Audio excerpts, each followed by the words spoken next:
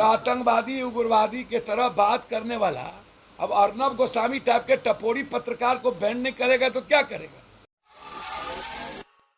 India alliance ने 14 पत्रकारों को बैन कर दिया गया है, जिसको लेकर के देश में चर्चा का विषय बना हुआ है। कई लोग कह रहे हैं कि ये एक तरह से स्वतंत्र पत्रकारिता का गला घोटा जा रहा है। इस पर आज पप्पू यादव से जब हमने सवाल पूछा कि इंडिया अलायंस ने जो पत्रकारों को बैन किया है उस पर आपकी क्या राय है, पप्पू यादव क्या कुछ बोल रहे हैं, पहले आप सुन लीजिए। बैन किया उस पर आपका क्या राय है सर? 14 पत्रकारों को बैन किया गया है इंडिया के। सर, आतंकवादी उग्रवादी के तरह बात करने वाला अब अर्नब गोस्वामी टाइप के टपोरी पत्रकार को बैन नहीं करेगा तो क्या करेगा।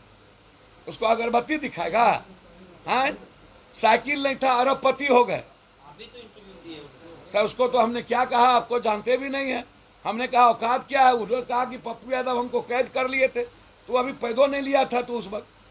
आपने पप्पू यादव को सुन लिया। पप्पू यादव कह रहे हैं कि जो लोग उन्मादी भाषा या आतंकी भाषा का इस्तेमाल करेंगे उनको तो बैन करना ही चाहिए। जब हमने सवाल पूछा कि जिस पत्रकार के बारे में आपने जिक्र किया उस पत्रकार को तो आपने भी इंटरव्यू दिया है, तो वो कहते हैं कि उसने हम पर आरोप लगाया था कि हमने उसका अपहरण कर लिया। हुआ क्या कि कई पत्रकारों को अलग अलग चैनलों को जो है खास करके इंडिया अलायंस ने बैन कर दिया। कहा जा रहा था कि लोग मोदी बैसिंग का काम करते हैं और मोदी के लिए काम करते हैं, यानी प्रधानमंत्री जी के लिए काम करते हैं। और लगातार ऐसे कई बातें आई, कई रिपोर्ट्स हैं जिसमें देखने को मिला कि खास करके एक पार्टी विशेष का जो है लोग अपना काम कर रहे हैं। और लगातार जो है जो आम लोग हैं वो भी समझ गए कि जो मीडिया पहले काम करती थी, मीडिया अब काम करने नहीं लगी है और मीडिया जो है वो एक तरफ उनका झुकाव रहा है। चाहे वो जो नाम है जिसमें चित्रा त्रिपाठी का नाम है, अभी चित्रा त्रिपाठी का एक कार्यक्रम हो रहा था और जब G20 का एक कार्यक्रम था उसमें शाम को देखा गया कि चित्रा त्रिपाठी और मनोज तिवारी जो हैं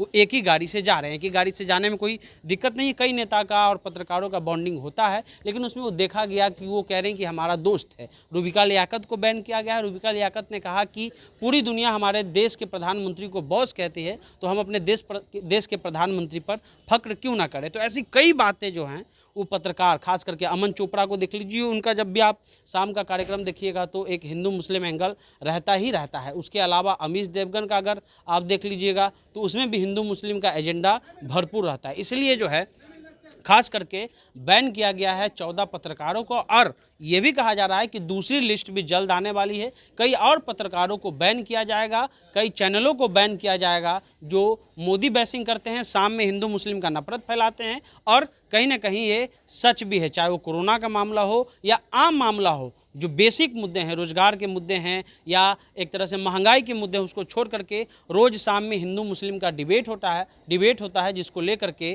काफ़ी जनता में भी रोष था। अब इंडिया अलायंस ने कुछ पत्रकारों को एक तरह से बैन कर दिया है। फिलहाल अब द इंटरव्यू इंडिया देख रहे थे।